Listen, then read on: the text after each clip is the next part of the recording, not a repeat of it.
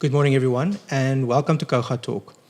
This morning, we are talking to Theo Madatt. He's the Manager of Electricity at Kouga Municipality, and we will be talking about a very tender subject called load shedding. Theo, let's start. With load shedding, who switches off the power? Morning, Rieghard. Yeah, that's one subject that's on the heart of everyone within Kouga. And there's normally a comparison made between why am I not load shed in PE and in Jeffreys Bay being load shed all the time. Now, the technicality is because the PE metro has got a bigger connection point, 500 megawatt and more. So Eskom would ask them to reduce their consumption with a percentage. So they are able within the network itself to identify their critical areas like your hospitals, those type of areas, and they make the decision based on that priority. Within a town like Kouga, that is about a 40 megawatt town, Eskom group us with other towns similar to the size of Kouga in the country, and we get switched off by Eskom at the same time to reduce the demand from the network with that percentage, what they require at that certain time. So that is the big technicality with regards to a small town like Kouga compared to a bigger city like PE Metro Municipality. So that's also why we experience sometimes slightly longer periods of load shedding than what PE would. Because I know people would often say PE only sometimes have 2 hours of load shedding and we have 4 hours. Is that the reason for that? Yes.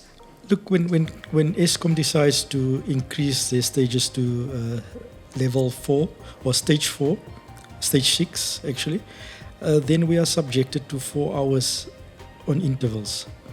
Now, within a metro like PE, they can just decide to load shed more areas with shorter intervals. And that's the benefit if you have a network like that. Unfortunately, on our side, we don't have that. Eskom decides that. And that the switching off happens from Eskom's side. Yes. They switch off the whole Kouga area with other areas, like you said, other towns or other regions. So it's not you or someone from Kouga Municipality who actually flicks the switch. Yeah, and that is the question frequently asked. Why do you switch us off all the time? And on these intervals, we have no control over that. We are being switched off from East London, the Eskom Control Center, according to the schedules that's public. So everybody should be aware of the schedules. And there's no control from Kouga side over that. Okay, so that's all in Eskom's hands. Yes. Okay, so now we come to, I think, which is probably more challenging or more, the question most people ask is, the load shedding schedule says from, let's say, 5 till 7 or 5 till 7:30, but not everyone's electricity is switched on at the same time. They are switched on in stages, or the town doesn't, all come up at the same time. It's done in stages. Can you maybe talk everyone through what actually happens after load shedding? How is the switch on handled? Yes, you would also see on different stages or different times during the day. It comes in a shorter time span, and of course after your peak period from 5 o'clock in the evening till about 8 o'clock in the evening, it will take longer. The reason being that everybody gets home, they want to live a normal life, like make coffee, make food. So the load is high. Traditionally, it will be high. But now what happens is when you have had load shedding, say from 3 o'clock to 5 o'clock, it becomes much more difficult to switch on the power because the load is high anyway. But with the load shedding, it increases the load after load shedding because you've got now your batteries kicking in that worked during load shedding, trying to have people operating as per normal. It's the same as a generator, your inverter, but unfortunately those batteries charge on the network, and those batteries draw in excess of 30 amps to about 40 amps at one point in time. And that's unnecessary load that's damaging to the network. So what happens when we switch on, you've got your normal consumption with the load of those batteries. And then we sit with a network that's H, where you need to control your network and you need to switch on in stages. So what normally happens is your areas like Kabeljo's that's far away from a substation are normally the areas that get switched on later than others. The same in Aston Bay and Paradise. Unfortunately, it is a network configuration, and that's where Kouga needs to spend money on to turn that situation around. Due to the load factor, we don't make a decision and decide now that Kabeljo's must come on last or Paradise must come on last. The network gives us guidance in terms of that. So we monitor the load throughout the whole process. And as the load drops, as your batteries starts getting fuller and people starts relaxing, the geysers kicking out, the kettles are off, you will see that the load reduces, and that's when we add more load onto the network. And on a day like on Sunday where we had an 8-hour shutdown or 12-hour shutdown, it's actually more damaging because everything is drained, nobody cooked, so everybody wants to cook after the power comes on. And that's actually killing the network. It puts so much strain on the network.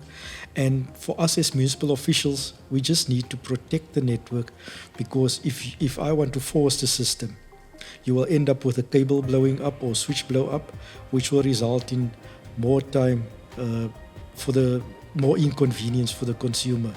You're looking at more than 4 hours or to 8 hours being off again because you need to repair or replace whatever blew up in that period of time. I think for me it was an eye-opener because I spent quite a bit of time with you on Sunday. Actually, we'll talk about the upgrades to the system later, but actually being there when the switch on happens. And I think we were standing around for about half an hour waiting for the power to come on from Eskom's side before you could even start switching on your side. And what was interesting for me is then also spending time driving out with individual technicians to the substations. It's not just a question of switching on everything. There's constant communication between you in the main substation and the technicians at the smaller ones, and you would switch on a circuit in a substation, see what's the impact on the overall load in the area, and then only decide when it's safe to switch on another circuit.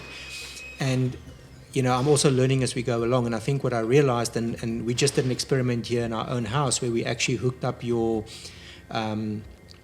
meter to actually measure the current being drawn by various items in the house, and we tried to simulate the situation after load shedding. And I think you can talk us through there, because what we essentially did, we switched off the power, and then we brought the power back in stages, restoring power to the house. And we had the lights on, we had a kettle on to make coffee, but then we picked up two big culprits that were draining quite a large amount of power, which is unnecessary. And if I understand correctly, those two items, if you multiply that by multiple houses through Kouga, is what adds this massive draw on the current, and which then prohibits you from switching more circuits. Am I right in saying that? Absolutely correct. Yes, if I need to take you back to how we switch on. Look, it's not as simple as switching a normal toggle switch on. There's procedures, there's constant communication. So for every activity that takes place, you get an instruction, you need to confirm that instruction. Now you need to activate that activity. So that on itself takes about 15 to 20 minutes just for those activities. So from the point where you start handing over the network to where you actually energize the network can take up to an hour and a half. And that's exactly what happened on Sunday. We were ready by, say, 5 o'clock already, and the power only came on about 6:15 in the evening. So that's how long it took, and it wasn't even the full substation being switched off. A part of only the 66 kV network that was switched off. So yes, constant communication, because on our side as well, we now need to instruct our artisans that's performing the switching down the network, guided by the load. So we need that constant communication. We give instruction. You can now close a certain switch, and you need to repeat that instruction. Why it's important that he repeat that instruction is for us to understand that he knows what to switch on. So it's very important, and there's constant communication, and it takes your airtime because we phone each other. We don't have the luxury of having your two-way radio systems. So now we come to those culprits that's actually poison to the system and not actually needed in the time when you switch on. We switch on your geyser that draws about 12 amperes when not needed. We switched on your jacuzzi that's also drawing about 14 amps. So that's already 28 amps that we're looking at that's not needed in the system. So we are not even talking about the geyser, your inverter batteries that draws between 30 and 40 amps.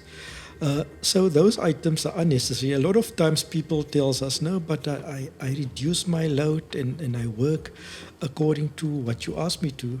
But, it's not a matter of ignorance. Some of us just don't know that those are the elements that's not needed and the amount of amps it's drawing from the system. So you don't need it. What you actually need is when the power comes on, your lights, if you have Wi-Fi, your routers to come on, and maybe a TV. So that is what's needed. Then you want to make coffee, that's fine. A kettle comes in. It draws 10 amps for about 4 or 5 minutes. And then you can switch on a stove, two plates if you really need it, your microwave, and you won't even exceed 20 amperes. But with all the other elements that we spoke about now, that's not needed. You can push your load up to 60 amps, 40 amps not needed in the network. So I would urge the communities, when the power comes on, to not ignore those and really look at switching off your geyser. You can always, if you need water and you switch on your geyser and after an hour after the network is now energized, it won't make a difference. Maybe you can bath a little bit later, but it won't kill the network. It will just give your neighbor the opportunity to get his power on earlier, in a shorter space of time, which will be more convenient for everyone. So basically, I think the exercise we did showed that we could very easily run most things in the house while not even drawing 15 amps, which if everyone does that, you can basically energize the network so much easier. If everyone keeps their geysers off and their pool pumps, jacuzzis, anything like that, as well as their inverters for an hour after load shedding, it will make it possible for the whole network to be energized much sooner. So the whole Kouga will come online much quicker if everyone can just keep those few simple items switched off for an hour afterwards. Exactly. And that's why I say you will see if we have load shedding between, say the power comes on at 3 o'clock in the afternoon, we switch the power on much easier because most of everyone is at work or outside.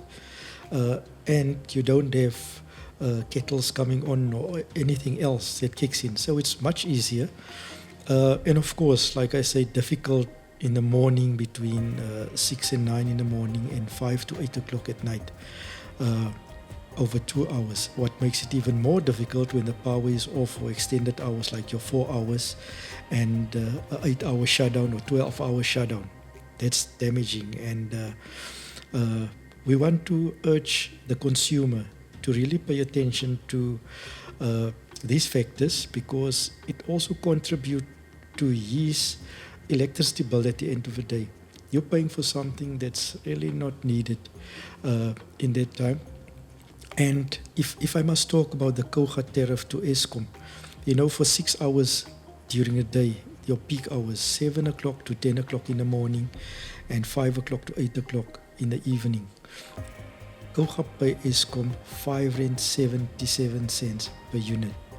whereas we bill our consumer on the highest step tariff, only R2.88 per unit, which means we are subsidizing you in that time period where you consume unnecessary elements. So it'll be good for Kouga as well. Yes, we can perform more service delivery.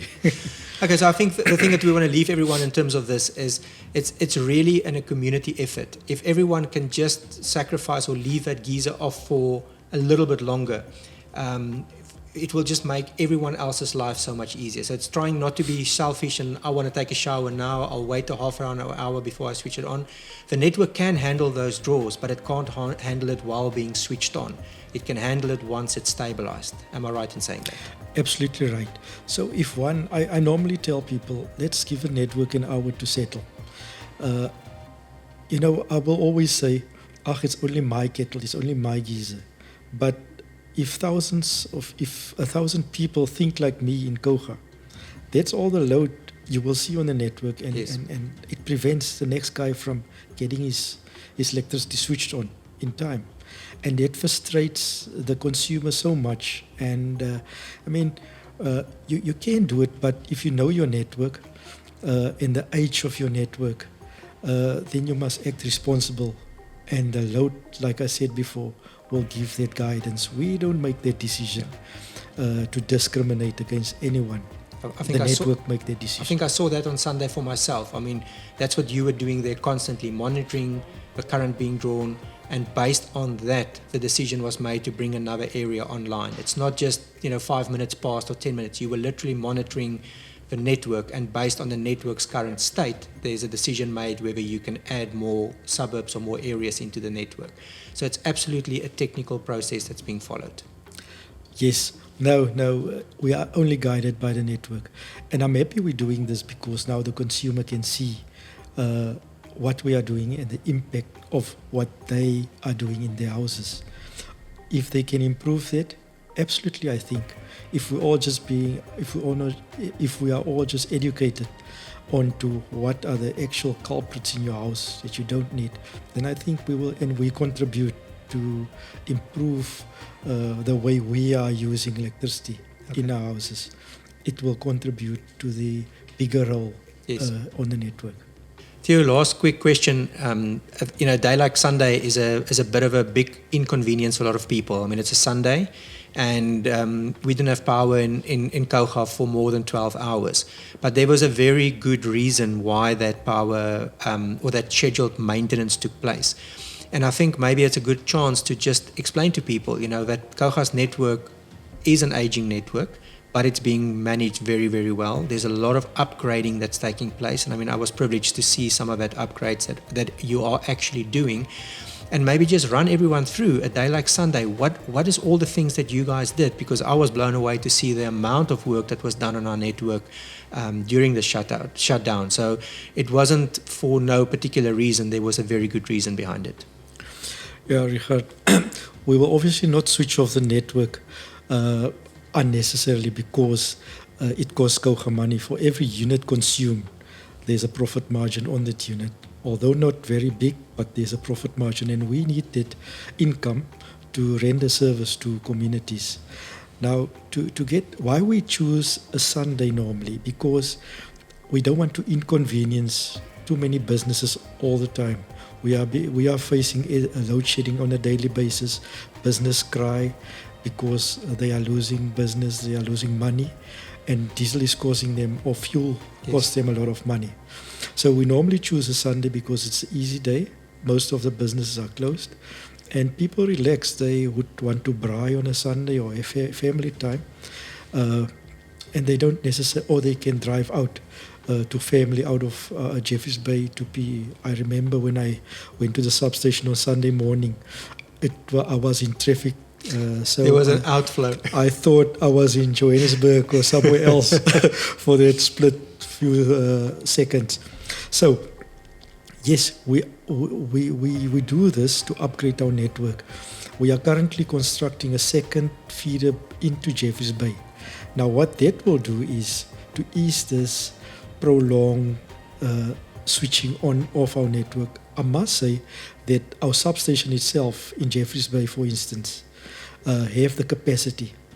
But from our substation in St. Francis Drive to Eskom substation at Malcote, there's a bottleneck.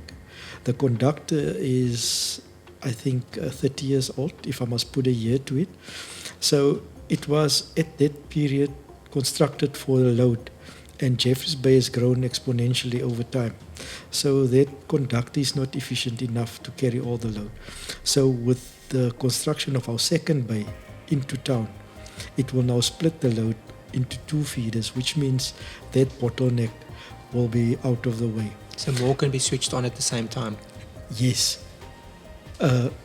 Carefully, yes. Yes, but I mean, in essence, there will be more capacity. Yeah, yes, because you also need to look, not just to look at that bottleneck. Now you're looking at your bottlenecks down in your towns as well, like your cable feeding into Wavecrest.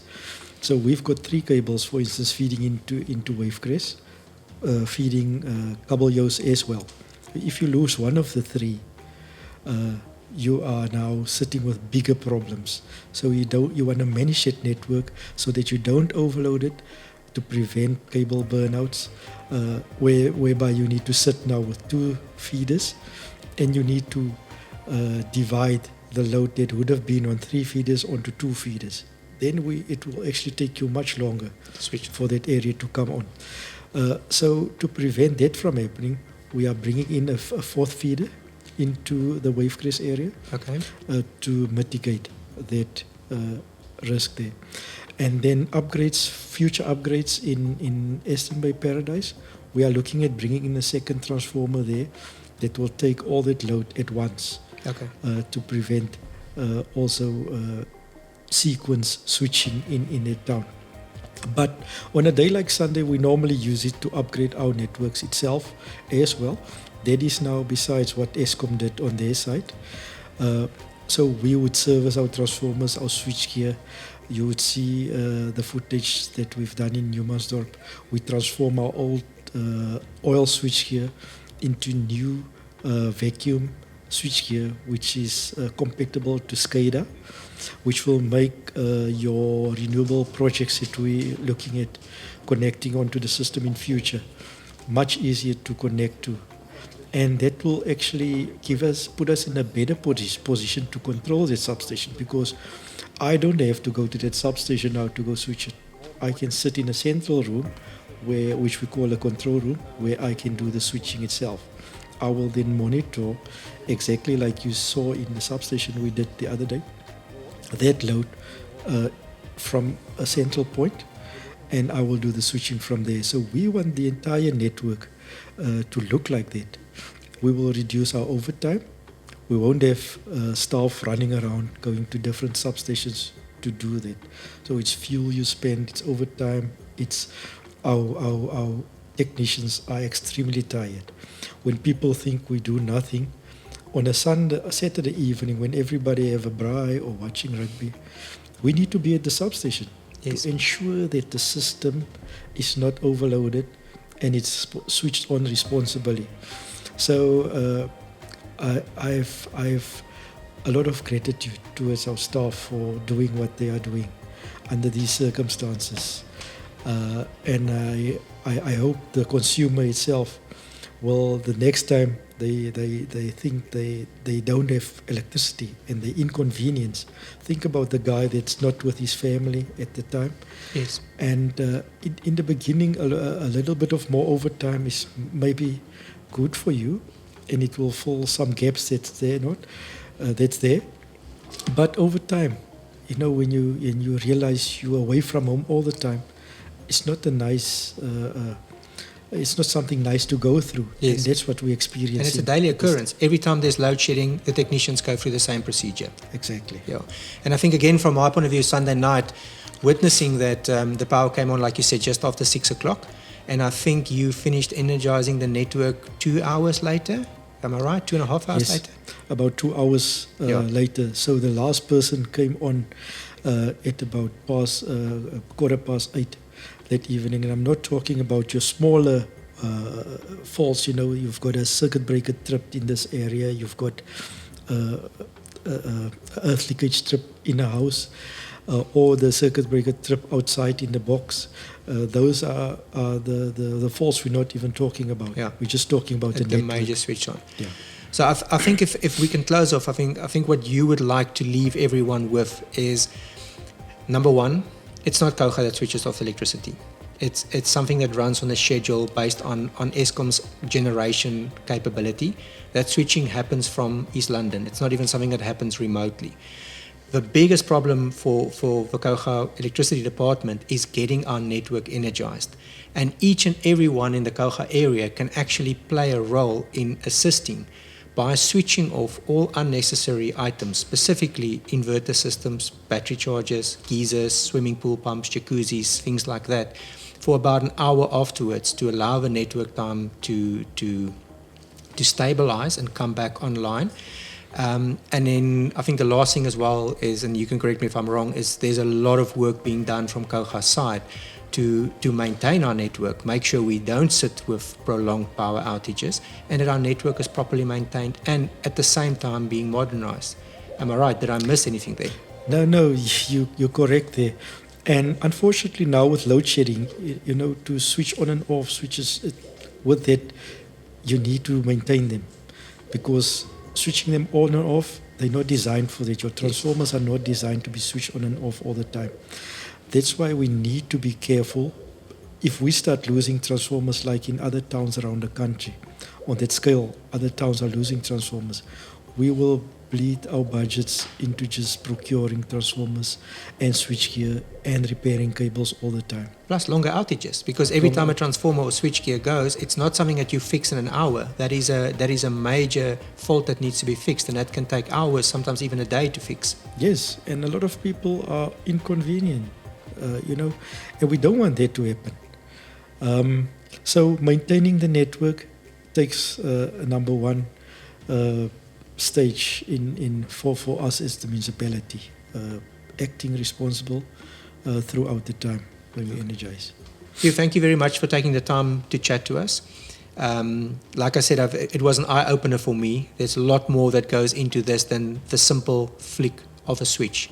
And if there's anything that you want to leave the Kouga community with, the mic's yours.